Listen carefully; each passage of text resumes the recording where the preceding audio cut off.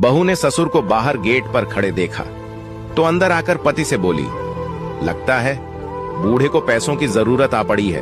तभी मुंह उठाए बेटे के पास चला आया है। अपने पेट का गड्ढा तो भरता नहीं, अब घर वालों का कहां से भरोगे? पत्नी के जले कटे वचन सुनकर भी वह चुपचाप दरवाजा खोलने चला गया। पिता के झुककर पैर लगा तो उन्होंने हमेशा खुश रहो का आशीर्वाद दिया।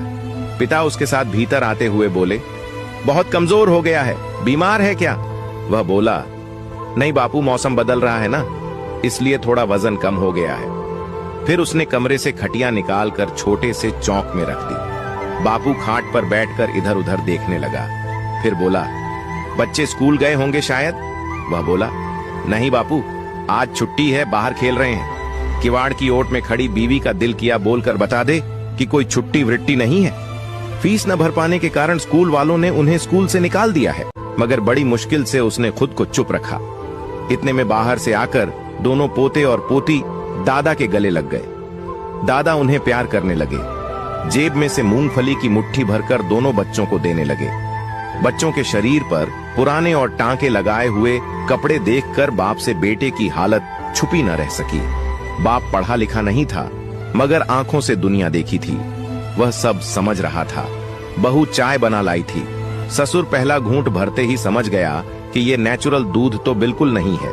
बेस्वाद चाय के 2 घूंट भरकर बाकी बची चाय कप में ही छोड़ दी और कप को खाट से नीचे रख दिया। फिर बेटे को पास बुलाया तो वह घबराता हुआ सा बाप के पास आकर जमीन पर ही बैठ गया। मन से आशंकित था कि बापू पैसे ना मांग ले। न बच्चों की फीस भर पाया था, न बिजली का बिल, न पत्नी की दवाइयों के लिए पैसे जुटा पा रहा था। 3 महीने का मकान का किराया भी बाकी चल रहा था। वह अनमना सा होकर बापू के मुंह की ओर देख रहा था। उधर पत्नी सारे काम छोड़कर किवाड़ की ओट कान लगाकर खड़ी थी कि बुढ़ू कितने रुपयों की मांग करता है। अगर पति से ठीक से जवाब न दिया गया तो वह खुद जवाब देगी। कुछ देर सोचकर बापू बोला, इस बखत काम का बहुत लोड है, मजदूर भी महंगे हो गए हैं, इसलिए टाइम नहीं है। रुकने के लिए आज ही 4 बजे की ट्रेन से वापस जाऊंगा। 4 महीने से तुम्हारा कोई समाचार नहीं आया। तुम्हारी माँ को बहुत फिक्र हो रही थी, इसलिए उसने मुझे जबरदस्ती यहाँ भेजा है। मैं तुम्हारा बाप हूँ, मुझे मालूम है जब तुम परेशान होते हो तभी ऐसा करते हो।